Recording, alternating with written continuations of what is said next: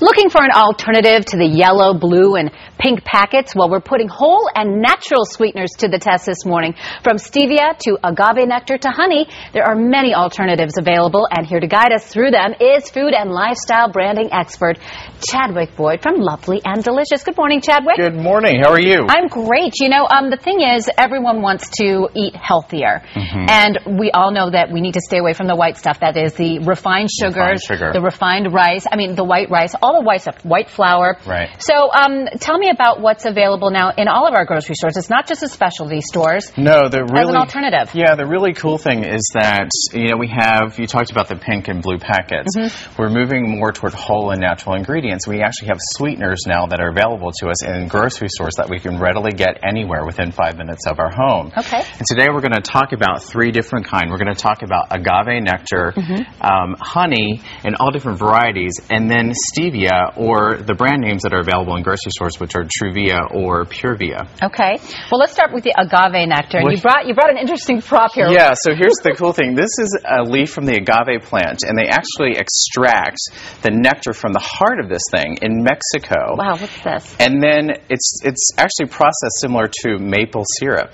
Interesting. Yeah, and it's really cool. All right. I've got a little bit here for you to taste. Why don't you take that? I will taste it. It's about 25% sweeter than regular sugar. And it has a nice dark color to it. And it's about 60 calories per tablespoon. Now, there is dark agave nectar and light agave nectar. There are all different kinds. It depends on how they process it. Okay, so do they have different flavors and different levels of sweetness? Yes, and we've got some over here. There's blue agave nectar. There's a light one. They actually flavor it with cinnamon and vanilla. Oh. So it's really nice. This is delicious. It has a real caramelly flavor to it. And it's a little bit thinner than honey. Okay. This is great. So you can get that at any Whole Foods or any other grocery store. Okay. And the price is actually pretty comparable to maple syrup. All right. So we've got honey. Now, honey is really interesting.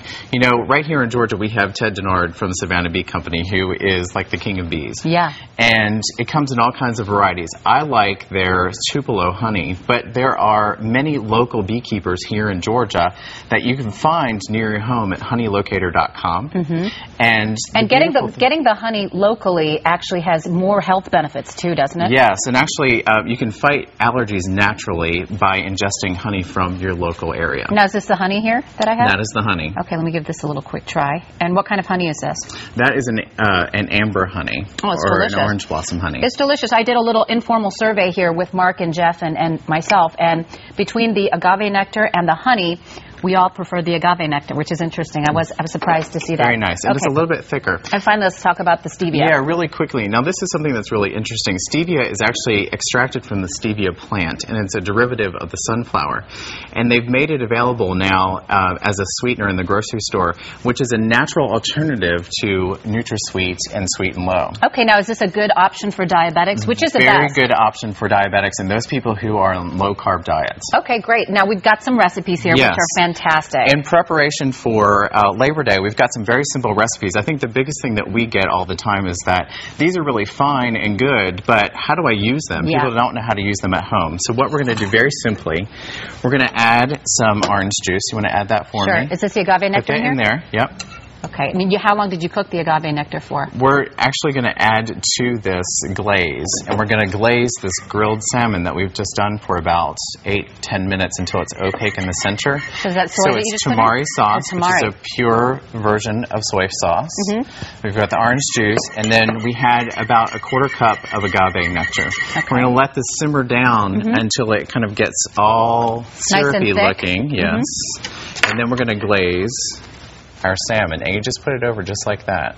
Wow. And it's really delicious. Beautiful. Okay, now what do we have going in here? What's this? So this is a honey lavender lemonade. Oh, and I've got 5 cups of water and 2.5 cups of fresh squeezed lemon juice. Here is lavender. Smell that. Oh, wonderful. Yes. I'm going to have a quick sip of this. Okay. So this is just lemonade and lavender in here and the honey. Okay. And it's sweetened with about 1 cup of honey. That's wonderful. It's a nice alternative to Southern sweet tea. I love it. Now, ahead of Thanksgiving, we've got a wonderful pumpkin pie here, but it's not your average pumpkin pie. Tell me about it. No, here in the South, actually, we love sweet potato pie. Sweet potato pie. So I've done a version of my Chipotle sweet potato pie. So here's what we've done is we've just roasted mashed potatoes, and here's the stevia. Why don't you dump that in there and look at it first. The whole thing? Yeah, just put that in there. It looks like a little bit like granulated sugar, yeah, it right? does. And you said that the flavor is quite intense, though. It is, and you have to be careful. It can be bitter if you use too much. Okay. And we just add our spices, just like that, and we mix it up, and then just make it just like your traditional pie. Very, very simple. So you can really use stevia in all kinds of baking. All kinds of things, yeah. So for those people who are diabetic and really watching their caloric and carb intake, this is a perfect option. We've glazed this with some Burt's Farm pumpkin blossom honey, which is really nice, and this is about 260 calories per slice. That's it? That's not bad. And is this your famous Chipotle? It is. Sweet potato pie? Tell me what you think. It's fantastic. And Isn't that great? I haven't tasted it with stevia before. You can't even tell the difference. No, so if we showed up at a picnic, nobody would know. No, they wouldn't. Chadwick, thank you so much for stopping by and sharing these great recipes, which we will have on our website. For more information on everything you've seen here this morning, just go to myfoxatlanta.com for all these natural ways to sweeten things up.